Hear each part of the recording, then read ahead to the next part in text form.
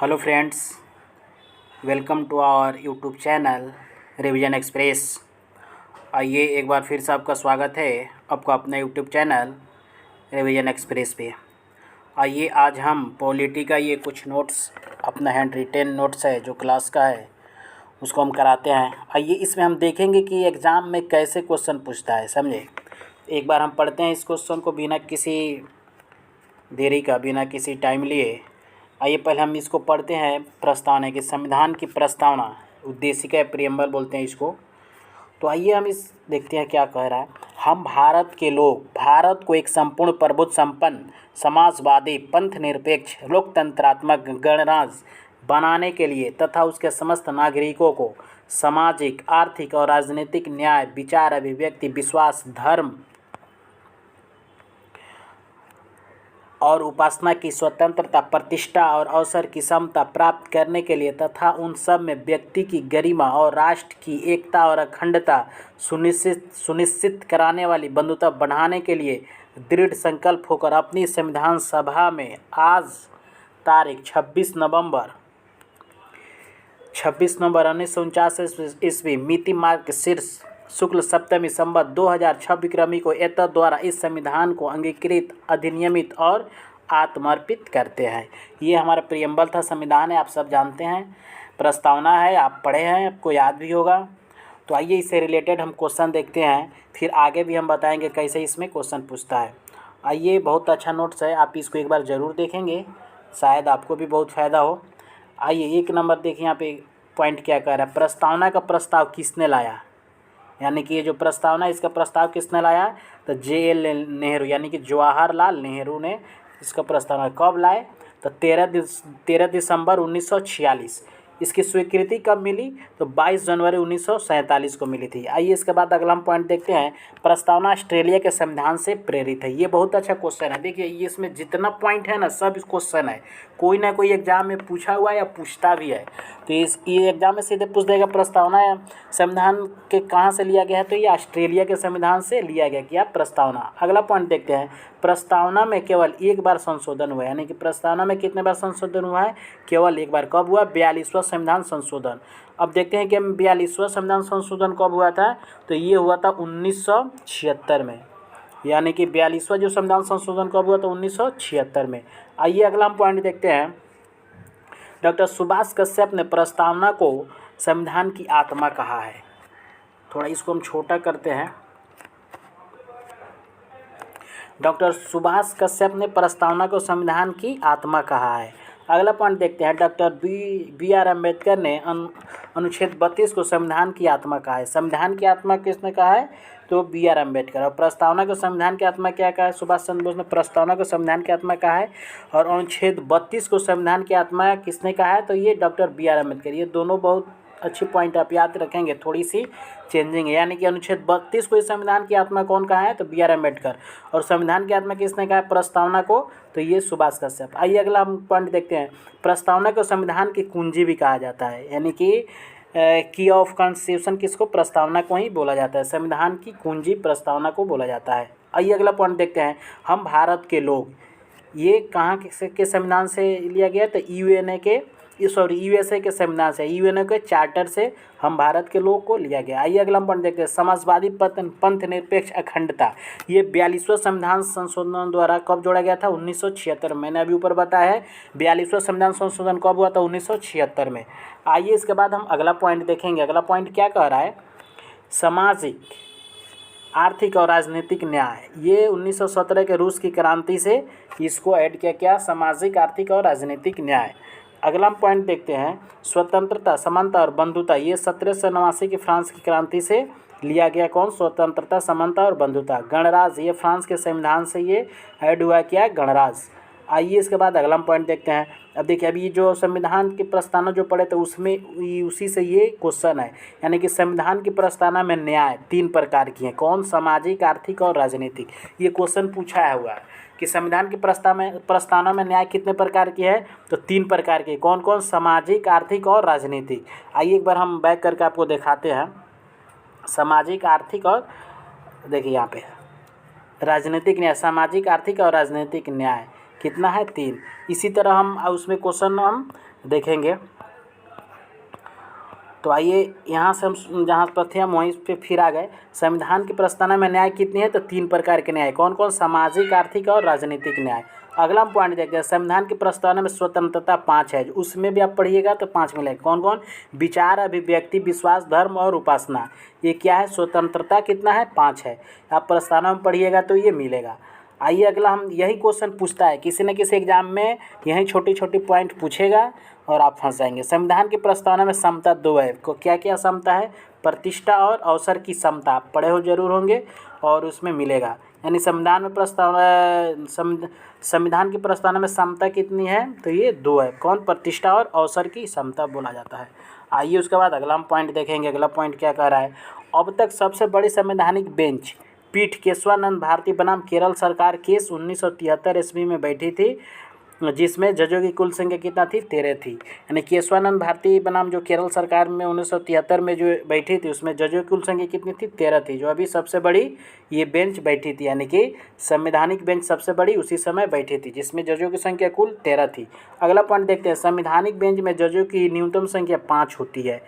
ये आइए आप जान जाइए कि संवैधानिक बेंच में जजों की न्यूनतम संख्या कितनी होती है? तो कम से कम 5 होती है। उसके बाद अगला पॉइंट देखते हैं। संवैधानिक बेंच में जजों की संख्या हमेशा विषम संख्या में ही होती है। आप ये भी जान गए, जैसे यहाँ भी अधिकतम 13 थी, यहाँ 5 थे, यानी कि ये विषम। यानी कि विषम क्या बोलते हैं?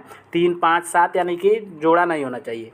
आइए अगला पॉइंट देते हैं। केशवानंद भारती केस में संविधान के मूल ढांचे को परिभाषित किया गया। क्या? केशवानंद भारती केस में।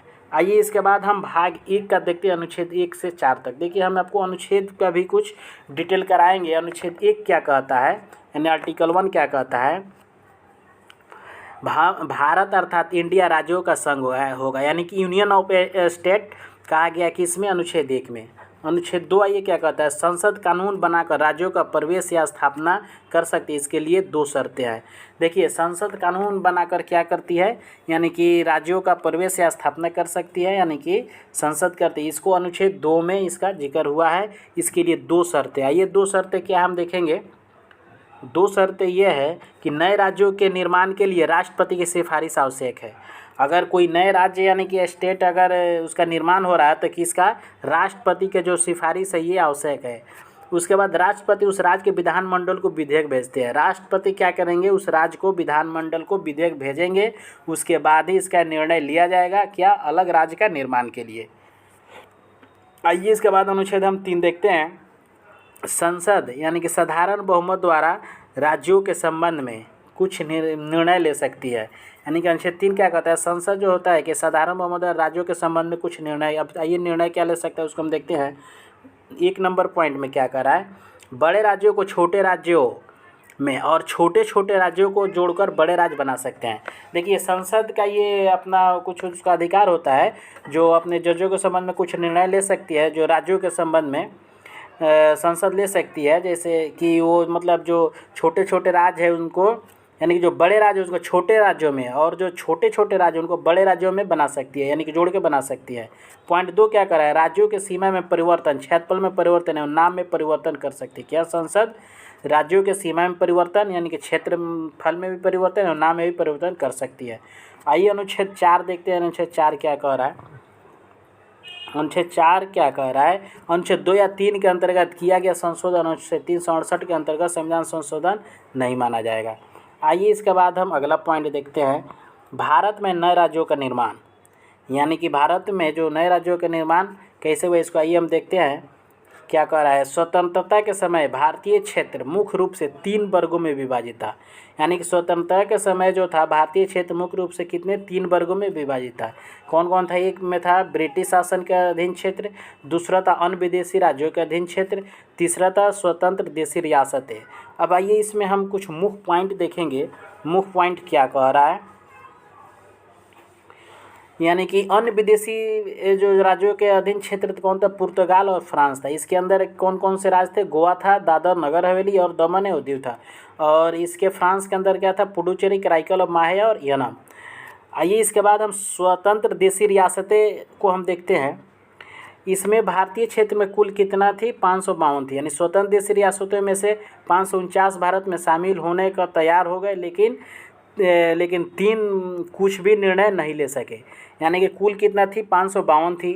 तो 549 भारत में शामिल होने के लिए कुल कितनी थी रियासतें, यानी कि 552 थी। तो 549 जो था ये भारत में शामिल होने के तैयार हो गए, लेकिन 3 जो कुछ भी निर्णय नहीं ले सके।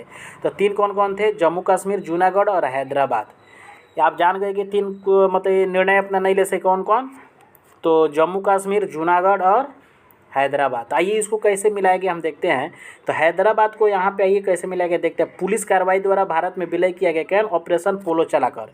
कौन सा, तो ऑपरेशन पोलो चलाकर हैदराबाद पुलिस कार्रवाई द्वारा भारत में इसको विलय किया गया। ये जूनागढ़ को कैसे मिलाया, जनमत संग्रह द्वारा भारत में विलय, यानी कि इसको मिलाया गया कौन, जूनागढ़ को जनमत संग्रह द्वारा। आइए हम अगला इसमें पॉइंट देखते हैं, जम्मू कश्मीर, ये विलय पत्र द्वारा भारत में शामिल हुआ। थोड़ा यहाँ पे कम दिखाई देगा, आप इसको सुन लेंगे, जम्मू कश्मीर को यानी कि विलय पत्र द्वारा भारत में शामिल हुआ। आइए इसके बाद हम अगला पॉइंट हम देखते हैं। अगला पॉइंट क्या कर रहा है, मूल संविधान में भारत में राज्यों की संख्या कितनी थी, 27 थी। उसके बाद आइए अगला पॉइंट देखते हैं, राज्यों के निर्माण के लिए बाद के वर्षों में अनेक आयोग, कमीशन एवं समितियां बनाई गई। नंबर 1 पे भाषाई प्रांत आयोग, क्या कह रहा है, भाषाई प्रांत आयोग। इसका स्थापना गठन कब हुआ था, 27 नवंबर 1947 को। अध्यक्ष कौन थे, एस.के. धर थे। सदस्य आइए देखते हैं, जगत नारायण लाल और पन्ना लाल। आइए अगला हम पॉइंट देखते हैं, आयोग की रिपोर्ट देखते हैं। राज्यों के निर्माण का आधार क्या क्या था, ये प्रशासनिक सुविधा थी, भौगोलिक क्षेत्र और वित्तीय सुविधा या विकास। आइए हम इसके बाद अगला हम पॉइंट देखेंगे, इस रिपोर्ट का मूल्यांकन करने के लिए, इस रिपोर्ट का मूल्यांकन करने के लिए कांग्रेस की एक प्रमुख नेताओं की एक जेवीपी कमेटी का गठन हुआ। अब जेवीपी कमेटी क्या, इसमें कौन कौन थे, यानी कि J for Jawaharlal Nehru, V for Vallabh Bhai Patel और पी फॉर पट्टाभी सितार मैया। आइए इसके बाद अगला हम पॉइंट देखते हैं, इस कमेटी ने 1 अप्रैल 1949 के एस.के. धर आयोग के रिपोर्ट का समर्थन किया था, कि ये जो रिपोर्ट था ये इसका 1 अप्रैल 1949 को एस.के. धर आयोग की रिपोर्ट में इसका समर्थन किया था। ये कुछ हम मुख्य पॉइंट है, इसको हम देखते हैं क्या कह रहा है। भाषा के आधार पर, यानी कि भाषा के आधार पर अलग राज्य के गठन के लिए मद्रास के एक कॉन्फ्रेंस का कार्यकर्ता पोट्टी श्रीरामुलु ने आमरण अनशन शुरू कर दिया और 56 दिन बाद 15 दिसंबर 1952 को उनकी मृत्यु हो गई। अतः 1 अक्टूबर 1953 को तेलुगु भाषा के आधार पर मद्रास से अलग आंध्र प्रदेश का गठन हुआ। कब हुआ था, 1 अक्टूबर 1953 को। कौन, तेलुगु भाषा के आधार पर मद्रास अलग कौन, आंध्र प्रदेश का गठन हुआ था। इस घटना के बाद अन्य राज्य के लोग भी भाषा के आधार पर अलग अलग राज्यों की मांग करने लगे। परिणाम स्वरूप 30 दिसंबर 1953 को राज्य पुनर्गठन आयोग चलाया गया। अब ये क्वेश्चन पूछ सकता है, राज्य पुनर्गठन आयोग कब चलाया गया था, तो 30 दिसंबर 1953 को। इसका अध्यक्ष कौन थे, तो आप जानते हैं न्यायमूर्ति फजल अली इसके अध्यक्ष थे। इसके सदस्य को आइए जानते हैं, के.एम. पनिकर थे और एच.एन. कंजरू इसके सदस्य थे। आइए इसके बाद हम अगला पॉइंट देखते हैं, इस आयोग ने रिपोर्ट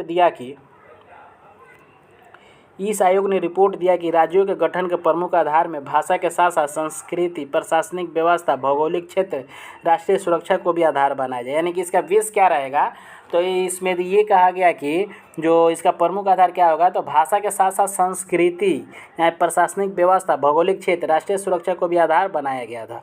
आइए उसके बाद अगला हम पॉइंट देखते हैं, इस रिपोर्ट के आधार पर 7वां संविधान संशोधन हुआ।